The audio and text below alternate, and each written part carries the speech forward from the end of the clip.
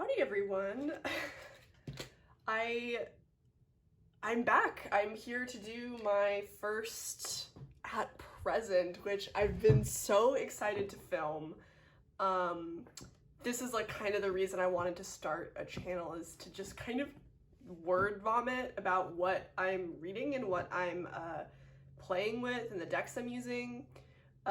These are like my favorite videos to watch. I think it's really cool to see what people are reading and studying at any given time. And I am up to a lot right now, so this video might be long, so I'm sorry. But I think I've got a lot of interesting stuff going on. I've got some books that I'm reading, some cool decks that I'm working with, kind of in conjunction with some of those things. And also I just wanted to show you at the very end just like a couple of random things that are making me happy right now. So hopefully it'll be fun to watch. I had to light that candle because I forgot to light it in my first video, which is kind of funny, but here we are. We're all set up and ready to begin. So yes, let's just get right into it. I'm gonna do decks first, and then I'm gonna talk about books, and then, yeah, like I said at the end, just a couple of random things like fountain pens and whatever else. So the decks I've been using, I'm like in a lot of different book clubs right now. I'm in like 3 or 4. I'll count as I guess I'm showing you the books I'm reading for book club. But for some of those like studies and book clubs, I'm using some decks in conjunction with that, and then I'm kind of having other deck projects going on the side. And it'll look like a lot probably when I show you, but I think it's, you know, it's all stuff that doesn't really take as much time as it might seem. So the first thing I wanted to talk about was the Hellenic Oracle by Thea at Garden Goddess Tarot. So I've really been excited about this deck. I've had it for a couple of months, and it's really fun to play with. And I'm finally doing the thing I said I was gonna do ages ago, which is I'm starting a little guidebook for myself. This font is very messed up, but that's not important. Anyway, I'm starting to research all of the figures and places that are in this deck to basically make my own guidebook of meanings for it. And I was pretty intimidated by this when I was first starting it, but it is not turning out to be as bad as I thought it would be. I thought I'd have to be parsing through a lot of dense mythology to be figuring out what was going on with the people I wasn't as familiar with. I'm familiar with Greek mythology, but there are some more obscure names in here that I wanted to get to know better, so I could really use this deck to its maximum efficacy. So yeah, I started doing that. I think I'm like 15 cards in. I'll show you like 1 or 2 entries to show you just kind of an idea of what they are. It turns out I really don't need much. You kind of get the main idea of the card pretty easily, I think. Once you know what the figure is, like it kind of comes pretty naturally. If you're not familiar with this deck, like I said, it's by Thea at Garden Goddess Tarot, and it is so much fun to work with. This is a Make Playing Cards deck, so you can find it on Make Playing Cards. I think she just got the expansion, or not the expansion, but the base deck with 10 extra cards added finalized on Make Playing Cards. So you can go get it if you're interested. And I know she's releasing an expansion in the next couple of weeks or something like that. That has those extra 10 cards in it if you have this version that I have. So I'm really excited for that to come out. It's gonna be really fun. This deck's really beautiful. And in my guidebook, the way I basically have it structured is alphabetically, of course. So I kind of just dumped all the names into a Google Doc and then had to alphabetize it. And then I'm starting on each page to basically fill in my meanings. So for Adonis, I have a couple of just kind of keywords that I can pick and choose from as feels appropriate. So for Adonis, I have a handsome young man, choice, what did I even write here? Oh, anemones, the flower, okay, yes, I forgot. The cycle of revival and decay, possessiveness, hunting, wild boars, suffering creates growth, an object of contention and jealousy. And I'm basically just coming up with these kind of instinctively based off of what I read about them on like theoi.com or wherever else I find information on them. This has made this deck very usable for me. I've really enjoyed it.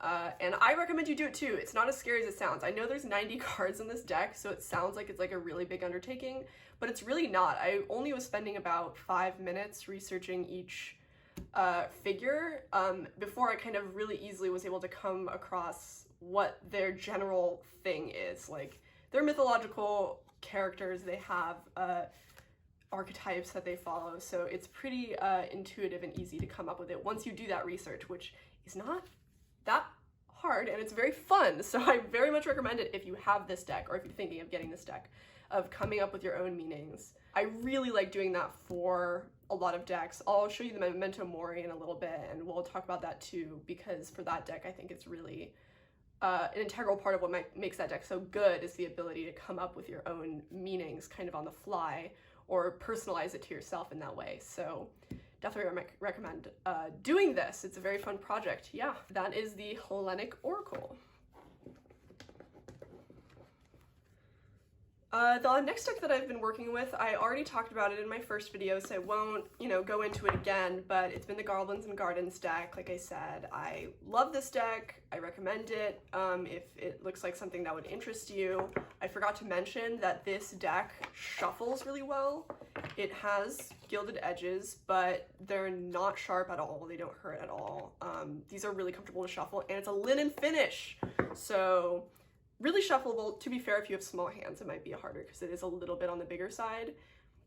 Oh, do I have a standard tarot card anywhere that I can compare this to? I don't think I do, but I think it's about the height of just a standard tarot card.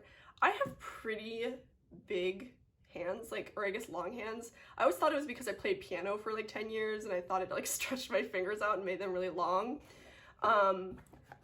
But I heard that air signs also have really long fingers, so maybe that's why, or maybe it's none of those things, I don't know.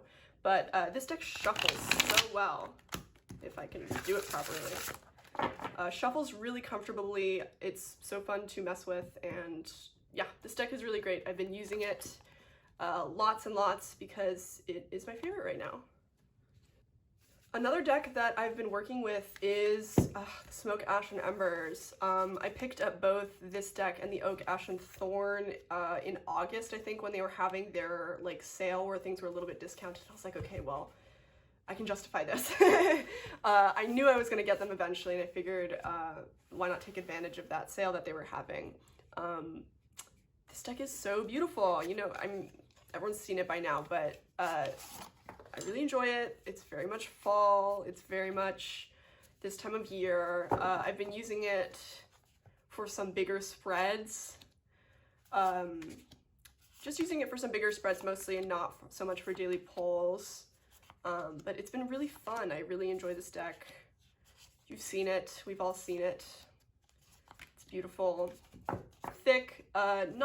Maybe not the easiest to shuffle. Actually, I could probably make it work. I kind of have a point of just making it work with every single deck I own. I can make it work. Oh, I messed it up, but I could do that. I could do it. I think it works for me. I've got my powerful piano fingers to assist me. But yeah, I've been working with this deck. Lots of fun. Another deck that I've been working with that is kind of hot off the presses is the Wild Unknown Alchemy deck and guidebook. This is that hexagon-shaped deck. Oh my gosh. So Thea introduced this deck to me and a bunch of other people, and in a Zoom group, and we were all freaking out about it because it was so gorgeous. I'm a fan of collage decks, but I never really got into the Wild Unknown. I never owned the Wild Unknown tarot deck, and this is the only Wild Unknown deck I've ever owned, which is maybe a little weird. I know how popular that deck is, and it is beautiful, but I don't know. Never felt super drawn to it. But this one is so weird that I had to get into it. I can also shuffle this deck if I try. These flat edges make it possible. So that's good. It's, it's kind of that thicker matte cardstock, so it's definitely not the most pleasant experience, but I can make it work. This is a deck based on alchemy and alchemical concepts, of course, but I just think the approach that it takes is like very not what you would expect. Like, I feel like a lot of people expect decks around alchemy to be very, like, I don't know, lore heavy, very historically based, which of course, I mean, this is drawing from history. It's alchemy, it's, you know, an ancient art, but I really like the kind of modern take that this deck is taking, which I don't always usually like, but I think this deck does it really well. It's making like alchemical concepts very accessible. I don't think just to beginners. People who have experience with alchemy can also get a lot out of this deck because it's beautiful, and I feel like it offers kind of fresh perspectives on some of these, you know, tried and true concepts. And I love the way that Kim Krans interprets some of these ideas. And these collages are really beautiful. So we have these kind of mudras for the planets, but there are kind of other suits that don't do that as much, as you can see. Everything feels really intentional in this deck and really well done, but kind of goes without saying because her decks are consistently really solid. And this guidebook is really, really nice too. I think it like kind of has the perfect amount of information, not overwhelming, very focused on like what the meaning is. So it's very practical, very usable. And this deck is just really beautiful and cool. I mean, how many hexagon decks are there out there? I don't think, I mean, it is gimmicky, but not gimmicky in the way that like makes me not want to use it, I guess. You know, in a way that it makes it still usable, doesn't make it like a one-trick pony. I really enjoy it. Yeah. Okay, so another deck that I've been working with pretty much since I got it, which was, I want to say almost a year ago now, is the Memento Mori Oracle. We know it and we love it. Well, some people love it. Some people are annoyed by how many cards there are, which is fair. There are a lot. This is with every expansion. That's not true. It's with the Folk Magic and the second general expansion. I keep the Timing and Ancestor expansion separate. I am proud to say that I have a complete set of the Memento Mori, including all of the bonus Patreon cards, including even a card that I won in the, oh, here it is, yeah. The card I won in a raffle on Claire Goodchild's Patreon to get a custom headstone card with your family name on it. So I chose like my dad's side of my family to represent, and she let me choose the gravestone and the flowers. So I chose blue flowers because I have a lot of pilots and sailors on that side of my family, so it just felt appropriate. And yeah, so it is truly a complete deck, except for the first general expansion, which is coming out soon and I will get, and then it will be complete. All of the extra Patreon cards and all of the expansions. Love this deck. I enjoy like the insane amount of cards in it. I really do. Again, like I said, I have bigger hands, so this is doable for me.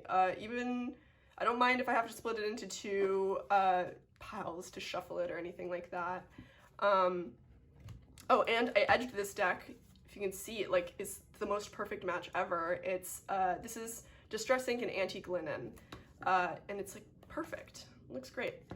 I'm really happy with that. And yeah, I mean, what is there to say about this deck? It is October. I use this deck all the time, but in October it's like especially fitting. And I'll show you a book I'm reading this month in a book club that is very appropriate, I feel like, for use with this deck. It's, you know, all about ancestral work, I feel like, connecting with ancestors, and it really is that time of year, so this deck is just really fun to use for that sort of thing. And I keep it on this kind of agate slab on my mantle right next to my little ancestor space, so it's so beautiful, so fun to use, exactly like my aesthetic. There's not too much going on, and like I was saying, what I really like about this deck is the open-endedness. Like, it'll tell you what it is. you see what it is, and you use your own personal associations with these kind of everyday objects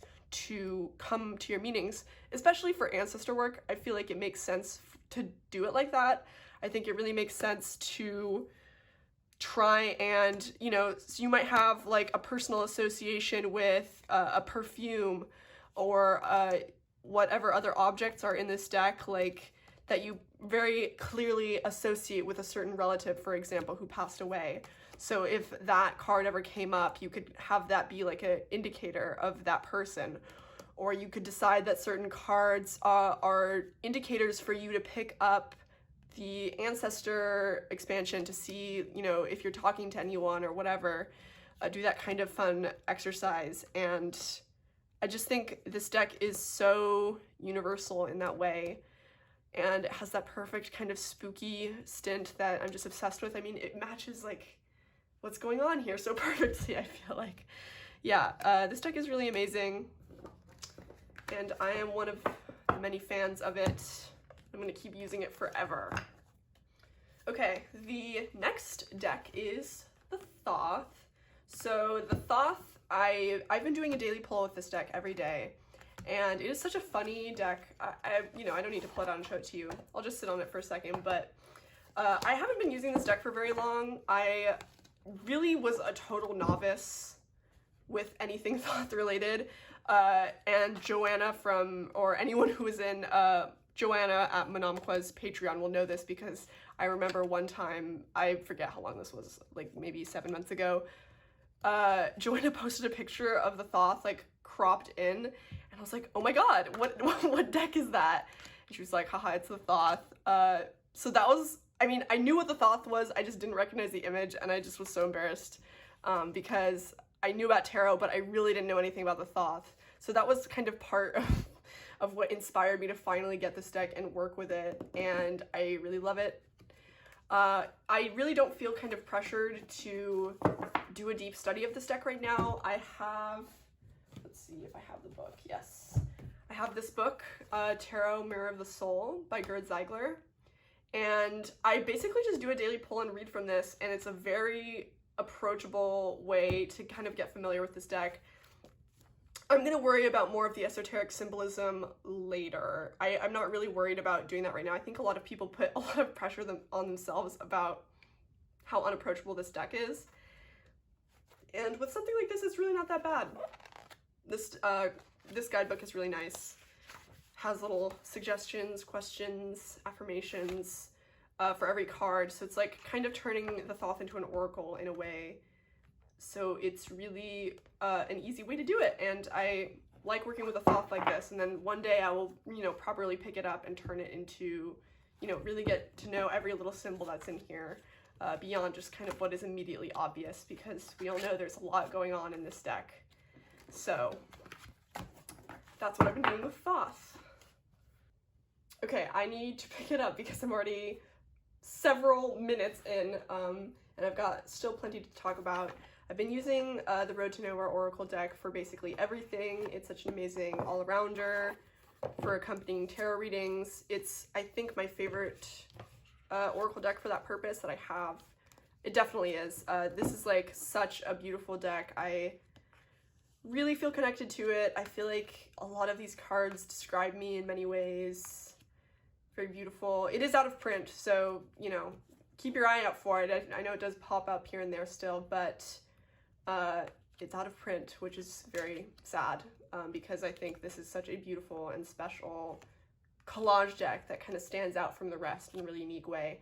And I remember when I first saw this deck, I thought these borders were so ugly. This was one of those decks where I was like, this is not for me. And then I realized that I love these borders and I would not trade them for anything. These are, it's just such like a, it feels very timeless and nostalgic at the same time. And I love all of the images. This is by Spirit Speak, Mary Elizabeth Evans. I love the images that Mary chose for this. It's just perfect for what it is, and these keywords are so creative and fun. I'm a big fan of Spirit Speak decks. I think I have almost all of them, not all of them. I don't think I have the Apparition Tarot, but I'm really a big fan of her work. Okay, just a couple more decks and then we'll get into books. So another deck I've been working with is the Literary Witches Oracle. This reminds me of Memento Mori in a lot of ways, but you know, the smaller cards, you'll see in a minute, these kinds of cards that accompany the author cards that are in this deck. So there's a bunch of female authors in this deck. And here we have the titular Emily Bronte. Not titular, but she's on the box. And yeah, this deck is really fun. It also smells really good. It smells like orange. I think it's because I bought it secondhand, and I don't know, someone was wearing orange incense around it because it smells so good. I enjoy the spooky art style. And for a long time, I thought that because this deck was so readily available and kind of like, I don't know, I thought it was going to be kind of those pop oracle decks that wasn't actually very useful and didn't really go that deep and was whatever. But I was so wrong. I was so wrong, and I'm so glad I finally decided to pick it up because I think the authors featured are so good. There's an amazing mix of like lesser known female authors and, you know, the ones everyone knows. And, you know, you're learning about people at the same time as you're using it, and I'm just really, really in love with it. I also really enjoy how there kind of seems to be some Polish folk patterns going on in a lot of these cards, or like folk, you know, folk florals, which I love. That's like my favorite thing. I'm really inspired by folk art and I use it a lot, or use these kinds of patterns a lot in my own art. So I really love seeing these kind of symmetrical designs like this. It really is just so perfect for me. So I'm so happy I got over myself and picked this one up. It is really fun to use, especially on its own, honestly, because when I use this one with tarot, like, I feel like one of these cards are kind of less punchy than, you know, an oracle deck where every card is sort of the same idea. But I think it's really good in terms of like thinking about it as like minor and major arcana, but in an oracle form. So I think it works really, really well for that. So that's what I've been using it for, and I really like it. Another deck that I've been using is the Trionfi della Luna. This is the Illustrated Pips edition. This, for some reason, is the deck that like my boyfriend loves. You know, he says like, he likes that I collect decks and he loves looking at all the decks I have, but this is his favorite. I should edge this one also in antique linen, I think, on the sides. So this deck comes with a lot of extra cards, 6 or 7 extra devil cards, which is so funny. And I really like this. Part of me wishes I had the Marseille edition, which is kind of funny because I know this is the limited edition one with all the illustrated cards, but I think this one definitely leans more Rider-Waite-Smith, whereas the Marseille, it doesn't really lean into Marseille meanings, I think, so much as Rider-Waite-Smith, which makes sense because I think Rider-Waite-Smith, or Marseille meanings are more nebulous and prone to differences than Rider-Waite-Smith. So it makes sense that Patrick Valenza would choose to go in that direction. And this deck still takes a really creative perspective in that regard. Like, I think it really alters your perspective in a lot of these cards. You know, it's really fun. I really love this original coloring. It's really beautiful. And I've really been enjoying working with it. Such a funny deck, great sense of humor.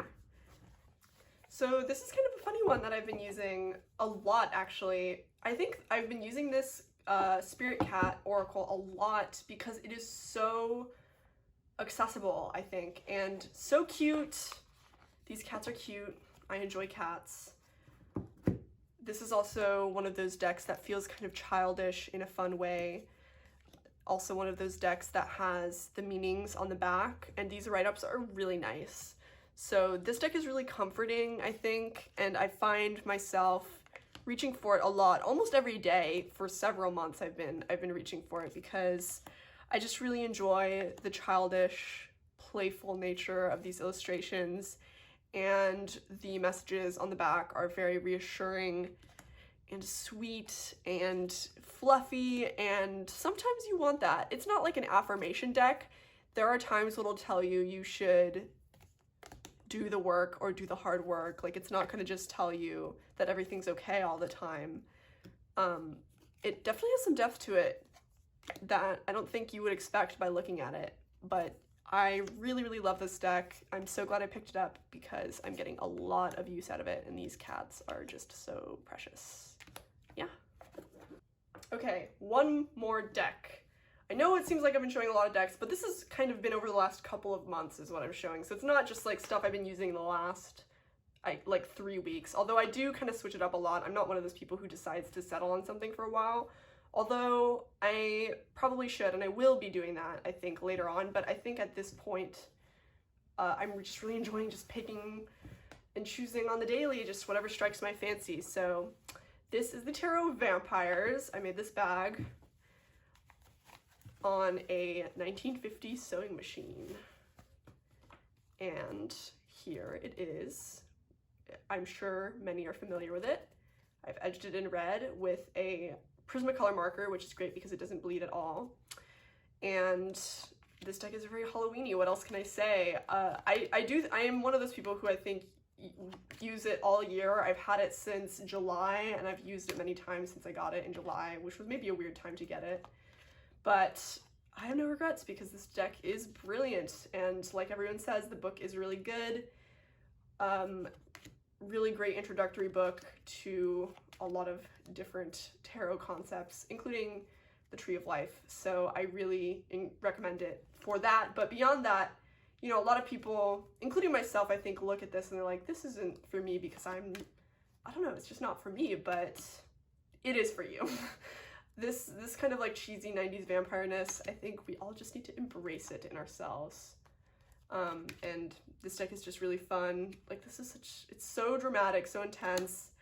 It is kind of funny in how intense it is. So, you know, as kind of spooky it is, I don't always find myself taking it super seriously, despite the fact that, you know, this is so rich in symbolism and so dramatic and serious, but I just love it. It's so campy, over the top, vampire goodness, fashion inspiration on every card. Yes. Love it. Okay, so this is technically the end of the deck segment. And I say technically because I'm going to talk about a couple of projects that I'm working on, a couple of studies I'm doing with other people, and for some of them I have decks I'm using, or runes in the first case, which is I'm doing Joanna Mnamqua's rune study on her Patreon. Yes. These are my runes. I made my dad cut me up a tree from our ranch house into little slices. He didn't question it, which was very nice of him. And I wood burned the designs onto them and sanded them down, took the bark off, and they are just perfect little runes. And I really enjoyed using them for the study so far. And the rune study is basically where we're just every 2 weeks choosing to focus on a different rune and then meeting once a month to discuss. It's very low stakes, so, you know, there's not a lot of pressure to be constantly working with them or to be involved with them so heavily in that way. So it's very sustainable, I think, in that way, because the runes are always something I've been wanting to get into more seriously, but have been kind of intimidated by. I think that's the case for a lot of people. And I think that this rune study is such an amazing way to do it, and such a fun way to do it with a bunch of other people, building your own gnosis. Like, I'm all about that. So I've really loved doing that and excited to continue doing it. I think we're only on the 3rd or 4th rune right now. 4th rune. Yes, 4th rune. So lots and lots of fun. Really enjoying doing that. And I am also in some book clubs. This is one of the books that I'm doing in one of my book clubs, Ancestral Medicine by Daniel Foor. This deck receives a lot of positive feedback, and I'm seeing why. It's really wonderfully written so far. I think, how far am I in this book? Almost halfway through. So much fun. It's really a fun book to do in a group setting, I think, because you are going through the exercises together and sharing personal experiences and telling stories about family. That is just so fun and so rewarding. So if you have the opportunity to start a book club or do something with this book, and you've been eyeing it, I really recommend it. It is so fulfilling to work through. So I'm really happy that I decided to do this perfect for the season, but also perfect to just do anytime. And the other book club I'm in, well, one of 3 or 4, is reading The Mystical Kabbalah with Diane Fortune. So I'm really thinking of this fall as like diving deep into some of the more, I guess, esoteric aspects of tarot and familiarizing myself with them, and that includes Kabbalah and astrology. So I'm doing studies of both, and it's not as overwhelming, like I said, as you might think, because we're really working through this book in bite-sized chunks. So this book is structured where each page or each paragraph is numbered like this. So what we've been doing is reading through one by one these things and discussing them in our meetings. So it's a very chill way of doing it that I think works very well for something that as dense as studying Kabbalah. And when you do it like that, it's really not as bad as I think you'd think. It's not nearly as intimidating, and I'm really glad I'm taking the time to do it, because I think you can make connections in Kabbalah to everything tarot related. So it's really cool to finally get down and get with this knowledge. Okay, now it's time for the big boy. This is, can it even fit in the frame? The Astrology Course for Beginners from Benebell Wen. I bought this, and this is the print-on-demand version of this workbook. It is like, how many pages is it? It's like 600 pages. It is 677 pages. I don't know anything about astrology, and I am interested in astrology to the extent that it helps me in tarot for the most part, but I think it'll just be fun and interesting to learn about the tradition, to learn how the tradition is used. And I figured instead of buying a bunch of different reference books and struggling to go through them, I would do a course like this. And Benebell Wen is very intensive, as we know, so I really enjoy this kind of structure. For me, it personally works. You know, I'm a college student. I'm used to doing work like this, I guess.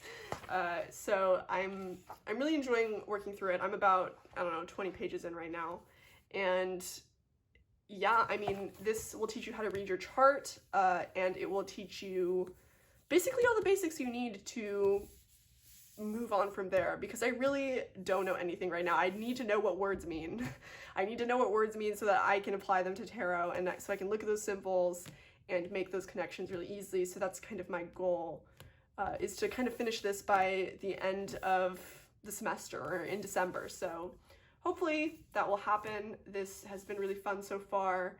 If you are also a novice and looking for an excuse to get into astrology, this book probably isn't for everyone, but it's a lot. But for someone like me who just wants like a one and done sort of deal primer course to tell me everything I need to know, this is pretty close to that, I think. And, you know, take that opinion with what you will, because I'm not an astrologer in any sense of the word, so I can't say, you know, if a professional astrologer would use this, they wouldn't. But for my purposes as a tarot reader, it makes sense, and I'm really enjoying it so far. So my other 2 book clubs are, I don't have physical copies for yet, I'm waiting on them both, is reading through the Bhagavad Gita. We started that today and had our first meeting. It was very fun. It was at 7 a.m. for me, which is not a time that I get up, but I made it work and it was worth it. I felt very energized for the whole day. I don't know. It's so nice to get together with people in the morning and read scripture, which is a very nerdy thing to say, but I think it sets the day off on the right foot. So I really enjoyed that, and I'm excited to keep doing that. It was only the first meeting, so we'll see how the rest of it goes, but really enjoyed it so far, and can't wait for my physical copy to come. And the other book that I'm reading is for a fiction book club, so finally no more of the esoteric stuff. And I'm reading Do Androids Dream of Electric Sheep with some local friends. So that's going to be really fun, because I have been really neglecting science fiction recently, so I need to get back into it because it is so much fun. So that will be a fun thing to read. Another fiction thing I'm reading is The Aleph and Other Stories, as recommended by my boyfriend. Haven't gotten far into it. I like it though. I don't have much to say about it other than that I'm reading it and that I'm enjoying it. And my boyfriend says that the Aleph, the titular story, is the best one, so I'm excited to get to that one, and maybe I'll let you guys know what I think.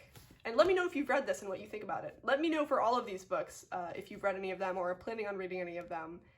I'd really like to know. Okay, so for like the 2 Polish people that are gonna watch this video, this is the Polish book that I'm reading right now. I'm reading Rytuały obrzędy święta od czasów słowiańskich po wieku XX. So, by Leonard Pełka. This is like I haven't gotten very far into this one either. I think I'm like 30 pages in, but I really like it so far. This was also on Joanna's recommendation.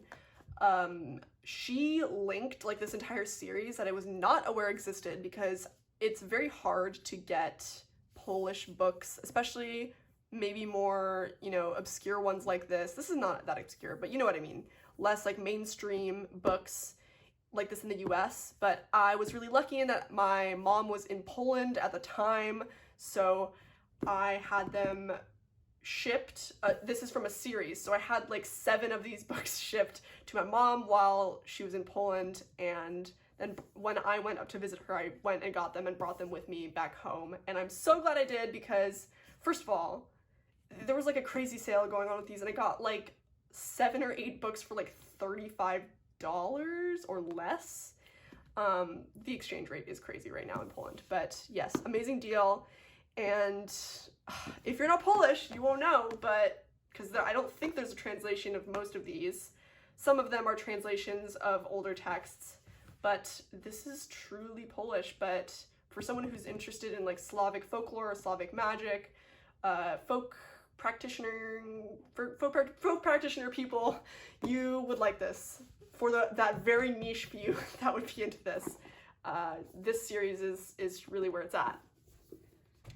And finally, for books, I just want to share this book that I'm reading. I just kind of keep it by my bedside. I have like a shelf on my bedside where I have too many things, which I enjoy.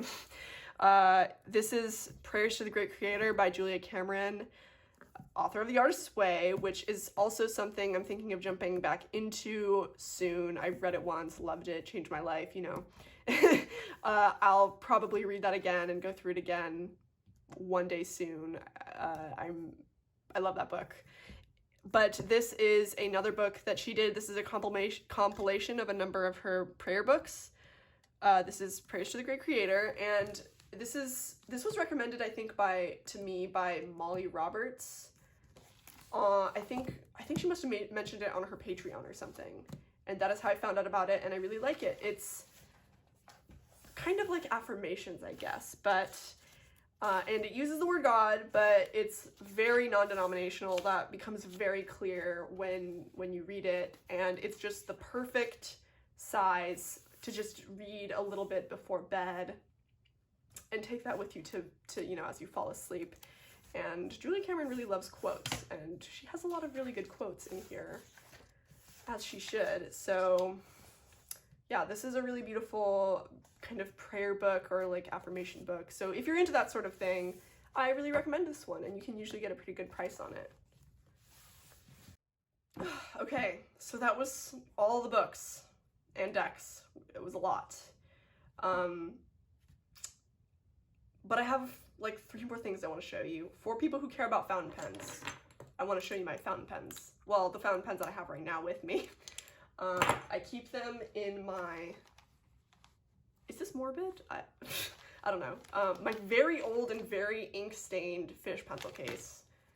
I keep them in here, and these are the ones I'm using right now.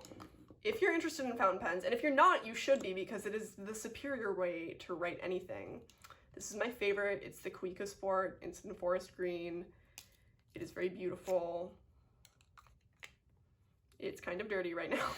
I take it with me everywhere in my tote bags, so it gets kind of gross, but writes really beautifully and folds up really small. So if you are interested, oh my gosh, if you're looking for a relatively good starter, this is like the best pen. Sorry, it's it's like the best pen.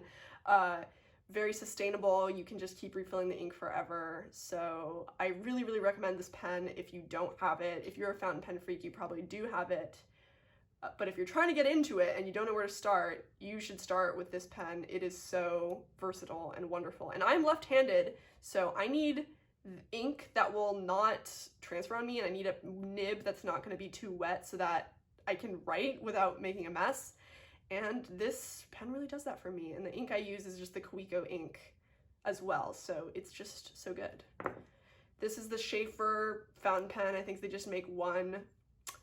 And it writes good when it works, but it is not, the problem with it is that it just doesn't stay unclogged for very long. Like if I haven't used it in like 3 days, I have to dip it in water to get it to rehydrate. I don't know why that is. I think it's because of the ink that's in it, but you can only use cartridges with it.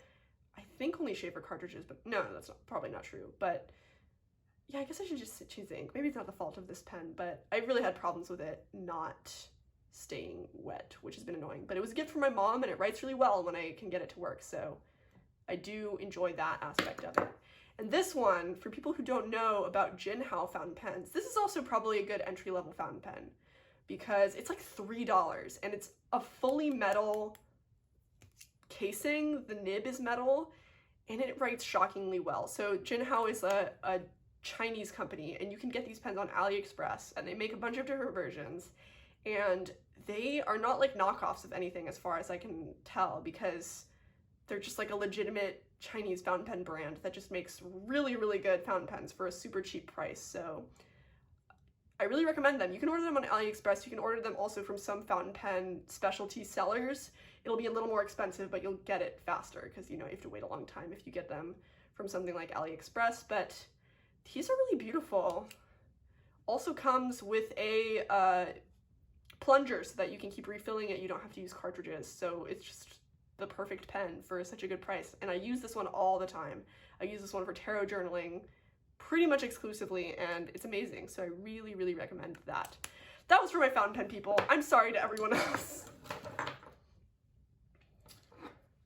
Okay, another thing I want to share that I think you should start doing if you want to, is I've been carrying this terrible little digital camera around. This is just a random digital camera that has been in my house since 2009, and I dug it up out of the drawer, I charged the battery, and I've just been carrying this with me everywhere, and I really recommend this. If like me, you are someone who is trying to use your phone less, which I always am. I try to stay away from social media as much as I can, which is ironic because I'm on a, you know what I mean. I try to stay away from kind of scrolly social medias. Then I really recommend something like this because it's like a photo diary. I can't believe I'm telling you go buy a camera and use a camera, but I mean specifically like one of these terrible, cheap, crappy ones, because you won't feel nervous, I think, about using it for whatever, for anything random. Like I really like just taking it out, like when I'm at the grocery store with my friends, like I'll take pictures like that, and it's really, really nice to look back on, and I know it's going to be one of those memories that I'll love, that I have photo evidence of, that I probably wouldn't have just randomly taken a picture of if not for the novelty of having like one of these terrible cheap digital cameras in 2022. So I'm really happy that I'm doing this, and I wanted to share it with you if anyone thinks that that would be something that they would enjoy doing. If you have one of these cameras, not this specific one, just any old one, you should get it out and use it, or you should just get one for like 15 bucks because they are old technology but still work amazing, and definitely recommend doing something like this. And I think these kinds of cameras are getting kind of like, they're starting to enter that nostalgic era, so I feel like they're gonna start to get expensive again when people are like nostalgic after them, like they are after film cameras or something. But yeah, really enjoy these little cameras. Okay, that was a lot. I'm sorry. Well, I'm not sorry. I hope you enjoyed it. I really personally really enjoy watching these kinds of long form videos where it's just like a little show and tell, and I feel like these kinds of videos also get to know a little more about me and what I'm up to on a daily basis to some extent. So do let me know if you're using any of these decks right now, if you're reading any of these books, or if you have read them, or if you want to read them, or if you want this deck. I would love to. I would love to talk to you about it. So let me know in the comments, and let me know what what books I should be reading. What do you recommend for me? I would love to know. Really fun making this video. Can't wait to make more. Thank you so much for the really warm welcome from everyone also. Like, everyone has been really, really sweet, and it's been so exciting to be doing this. So I am so happy to be here, and I hope that you have a wonderful day.